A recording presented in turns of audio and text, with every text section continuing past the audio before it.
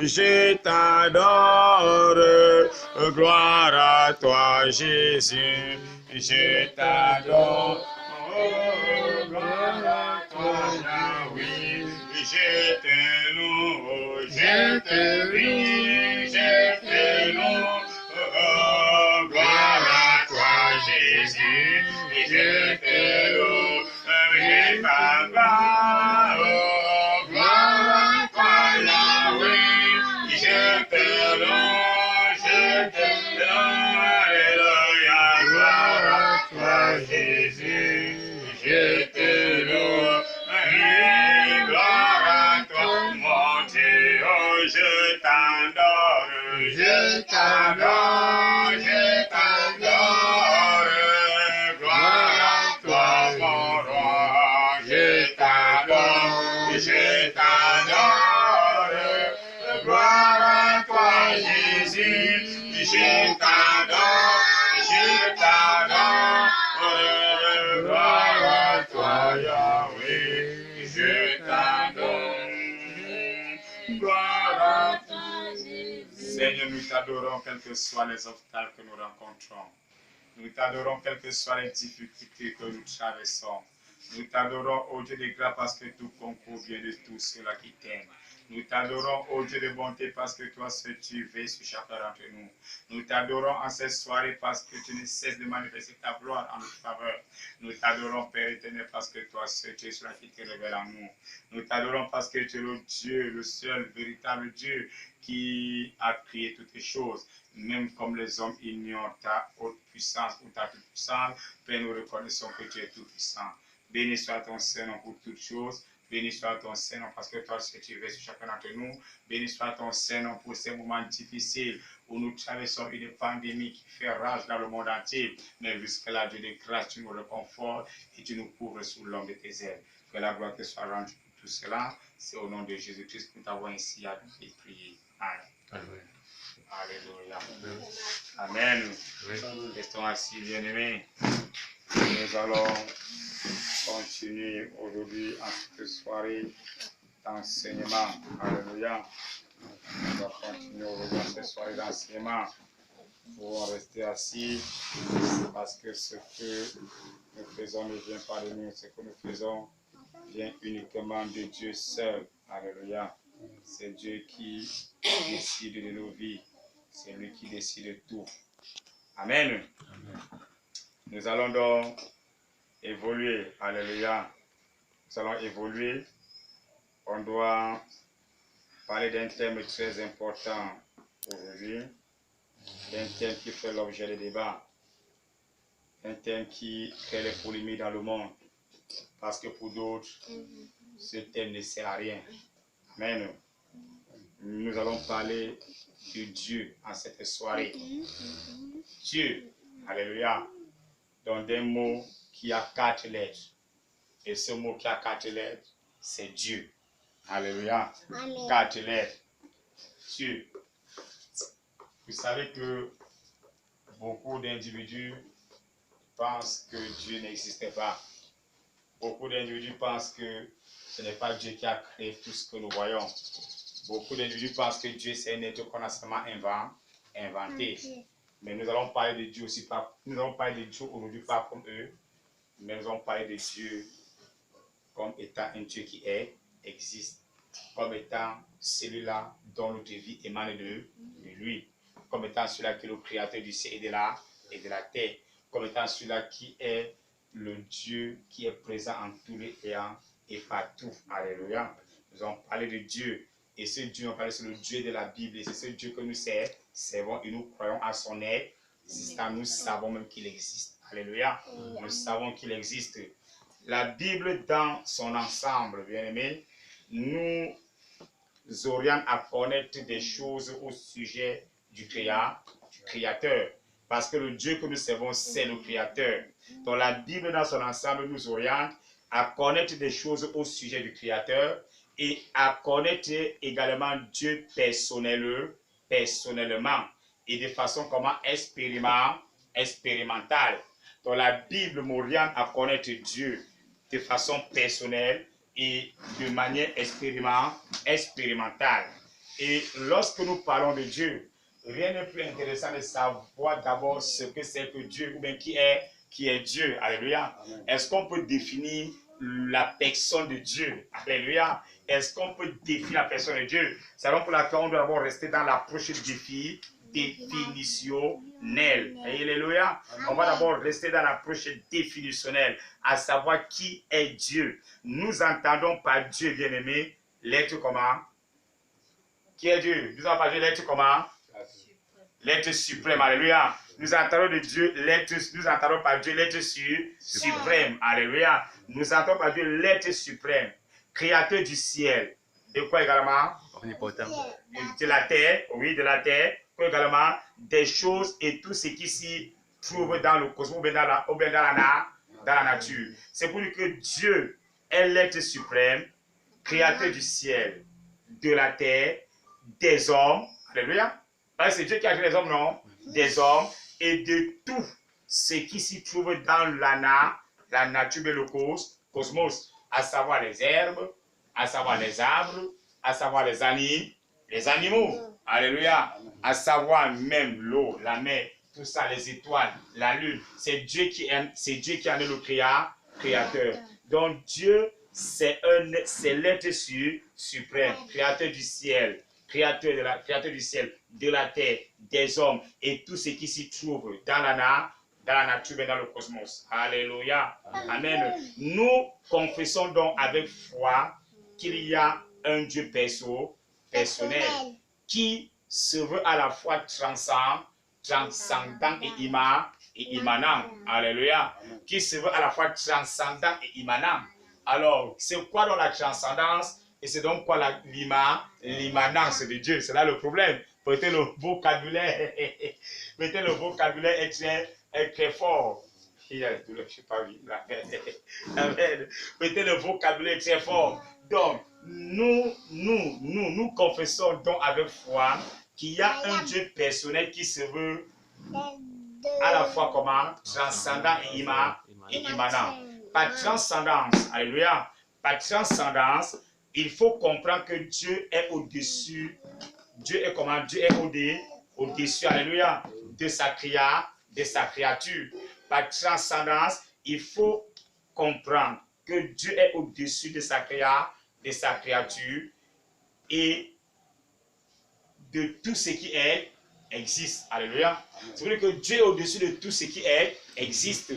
Il est au-dessus de tout. Il est au-dessus de l'homme. Il est au-dessus de quoi là? De la nature. Bref, il est au-dessus de tout. Alléluia. C'est ça la transcendance. La transcendance veut démontrer que Dieu étant au-dessus de tout, il n'en fait pas partie parce qu'il n'est pas visible. La transcendance s'entend ici là que nous croyons un Dieu qui est invisible. Alléluia. C'est un Dieu qui est invisible, mais qui a agi, qui intervient dans sa créature, dans sa création. Alléluia. Dans sa création. Donc c'est un Dieu qui est au-dessus de tout. C'est ça la transcendance. Lorsqu'on parle de la transcendance, il s'agit d'un Dieu qui est au-dessus de... Lorsqu'on parle de la transcendance de Dieu, alléluia. Lorsqu'on parle de la transcendance de Dieu, il s'agit d'un Dieu qui est au-dessus de tout. Alléluia. D'un Dieu qui est au-dessus de tout. D'un Dieu qui est au-dessus de tout ce qui existe. D'un Dieu qui est au-dessus de toute sa créature. Alléluia. Il est au-dessus des arbres. Il est au-dessus des animaux. Il est au-dessus même des petits dieux que les hommes font tous les jours. Il est même au-dessus de nous. Raison pour laquelle lui, il est notre roi. Il est notre roi, il est notre Seigneur. Et c'est devant lui que nous nous prosternons, à qui nous devons quoi? Adoration. Alléluia. C'est donc ça la transcendance.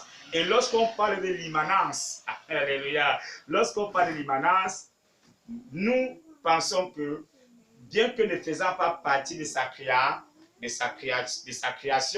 parce que Dieu ne fait pas partie de sa création, nous ne voyons pas Dieu pour le toucher. Alléluia. Nous ne voyons pas Dieu. Bien que ne faisant pas partie de sa création, Dieu est présent et se manifeste ou intervient dans sa créature.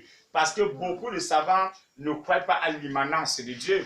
Donc, lorsqu'on parle de l'immanence, c'est quelque chose qu'on peut toucher. C'est quelque chose qu'on peut sentir, ou c'est quelque chose qu'on peut ressentir. Alléluia. Dieu, c'est un Dieu immanent. Et lorsqu'on parle de l'immanence de Dieu ici, bien-aimé, il s'agit d'un Dieu qui est présent et se manifeste ou alors intervient dans sa créature. Donc, c'est un Dieu qui se manifeste dans sa créature. Et comme il se manifeste dans la créature, il est présent. Alors, on a par exemple quoi? On a par exemple ici la pluie qui tombe. C'est Dieu qui laisse pleuvoir sur les bons et les méchants. Alléluia. On a la pluie qui tombe. Même si nous pouvons expliquer le phénomène de précipitation de manière scientifique, c'est Dieu qui en est le créateur. C'est lui qui fait tomber la pluie en son temps. Personne ne peut stopper la pluie en ce temps-ci. On n'a jamais vécu, moi je n'ai jamais vécu à Douala, une pluie de mi-mai où ça fait inondation. Alléluia. C'est pour dire que souvent même on dit que le climat de Douala a changé, on ne comprend pas. C'est pour dire que c'est Dieu qui est le maître du temps et c'est Dieu qui est le maître de la climatologie ou bien du climat. Alléluia. Donc pour dire qu'il intervient, il se manifeste, il est présent. Nous savons aussi que Dieu est le souverain créateur parce qu'il fait comme il entend. On a par exemple la vie même, n'est-ce pas? C'est Dieu qui nous donne la vie. Et au moment où il dit que ça va, alors c'est fini, n'est-ce pas? Quel que soit ce que nous pouvons faire, si Dieu dit que non, voici ton jour, tu vas partir, tu as pu faire partie de ce monde, alors c'est ton jour. Alléluia. Donc, nous savons aussi qu'il est le souverain créateur qui gouverne et domine. Qui gouverne et domine quoi? Tout l'univers. Alléluia. Il gouverne ou domine. Il soutient également tout l'univers. Dieu gouverne, n'est-ce pas? Donc, il domine tout l'univers. Dieu soutient même l'univers. Qui nous soutient? Si ce n'est pas Dieu, c'est Dieu qui nous soutient. Les hommes pensent que Dieu ne gouverne pas. Et on peut aller adhérer les sectes comme on veut. On peut aller en intégrer les sectes parce qu'on veut une certaine protection, parce qu'on veut une certaine gloire, parce qu'on veut une certaine assurance. Mais notre Dieu, c'est le Dieu qui domine et gouverne tout l'univers. Et comme notre Dieu domine tout l'univers, ce n'est qu'en lui que je vais mettre quoi? Ma confiance. Ce n'est qu'en lui que je vais mettre ma confiance. Voilà donc à peu près la définition de Dieu. Dieu, c'est un être transcendant et immanent. Transcendant parce qu'il est au-dessus de sa créature, et ou alors il est au-dessus de tout ce qui existe. Immanent parce qu'il est un Dieu présent. Alléluia. Présent. Et se manifeste comment? Il se manifeste dans sa créature à travers les phénomènes de précipitation ou bien à travers les saisons. Qui a créé les saisons? Si ce n'est pas Dieu, c'est Dieu qui a créé les saisons. Amen. Amen. Amen. Voilà en quoi nous devons croire en Dieu, bien-aimé. Raison pour laquelle dans la Bible que nous voyons, dans le livre de Jérémie 9, versets 23 à 24, verset 23 à 24, il est dit ceci: ainsi parle l'Éternel, que le sage ne se glorifie pas de sa sagesse, que le fort ne se glorifie pas de sa force, que le riche ne se glorifie pas de sa richesse, mais que celui qui veut se glorifier, se glorifie d'avoir de l'intelligence et de me connaître, de savoir que je suis l'Éternel qui exerce la bonté, le droit et la justice sur la terre. Car c'est à cela que je prends plaisir, dit l'Éternel. Alléluia. Jérémie reconnaît cela.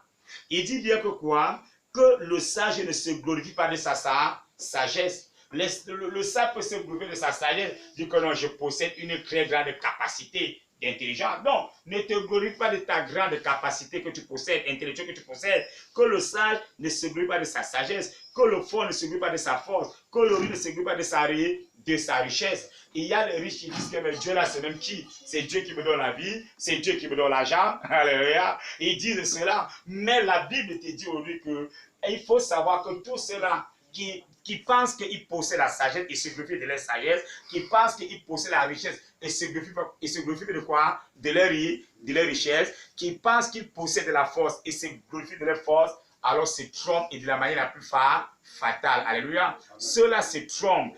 Parce que Dieu nous dit que quoi? Attention, que celui qui veut se glorifier, alléluia, se glorifie d'avoir de l'intelligence et de me connaître. Il faut te glorifier parce que tu connais Dieu. Alléluia. Il faut être fier de toi parce que tu connais Dieu. Il faut te glorifier parce que Dieu t'a donné la grâce de le connaître. Hello. Hello.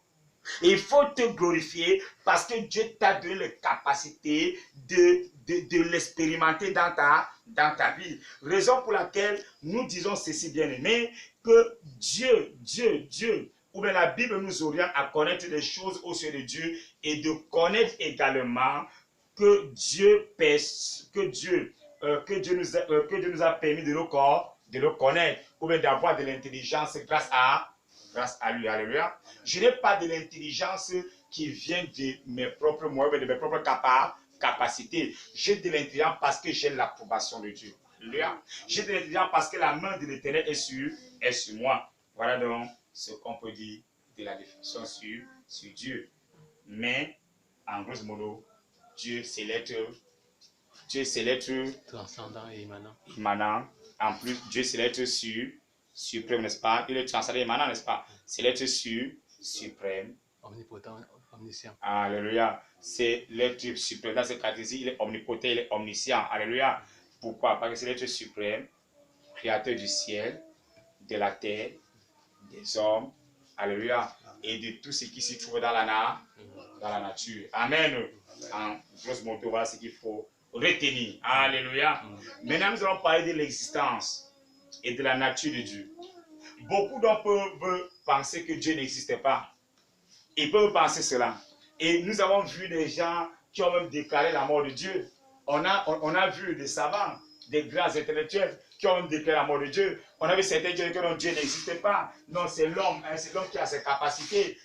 Notre vie ne manque pas de Dieu. Non, c'est toi qui es le maître de ta vie, etc.